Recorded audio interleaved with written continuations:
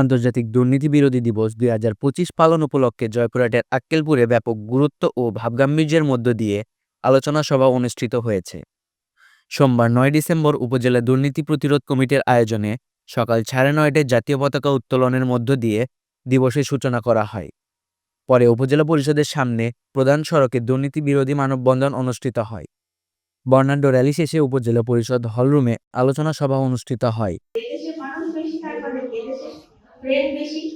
সেই ব্রেন যদি বেশি পাই, সেটা দিয়ে কি আমরা পজিটিভলি যদি কাজে লাগাই, আমার দেশটা আরো বেশি উন্নত হওয়ার কথা ছিল না দ্রুত।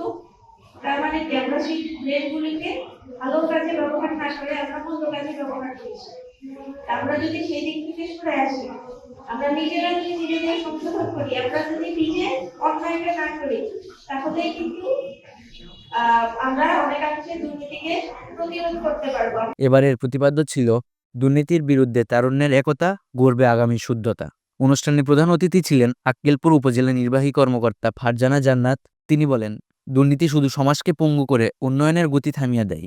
তৃণমূল থেকে দুর্নীতির বিরুদ্ধে সচেতনতা বাড়াতে পারলেই স্বচ্ছ ও জবাবদিহিমূলক প্রশাসন নিশ্চিত করা সম্ভব।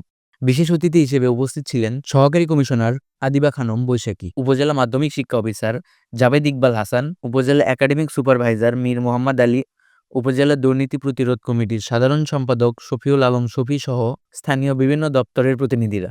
উপজেলা দুর্নীতি প্রতিরোধ কমিটির সভাপতি শীতল কুমার দাসের সভাপতিত্বে অনুষ্ঠানে বক্তারা বলেন, নতুন প্রজন্মকে দুর্নীতির বিরুদ্ধে সামাজিক আন্দোলনে যুক্ত করতে হবে। প্রতিটি পরিবার, প্রতিষ্ঠান ও দপ্তরের নৈতিক চর্চা বাড়াতে পারলে তবেই দুর্নীতিমুক্ত সমাজ গড়ে উঠবে।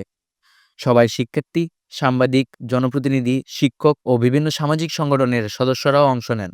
আলোচনা পর্ব শেষে দুর্নীতি বিরোধী শপথ পাঠ করা হয়। Rifat Hossain, chip TV, Akkelpur, Joypurhat.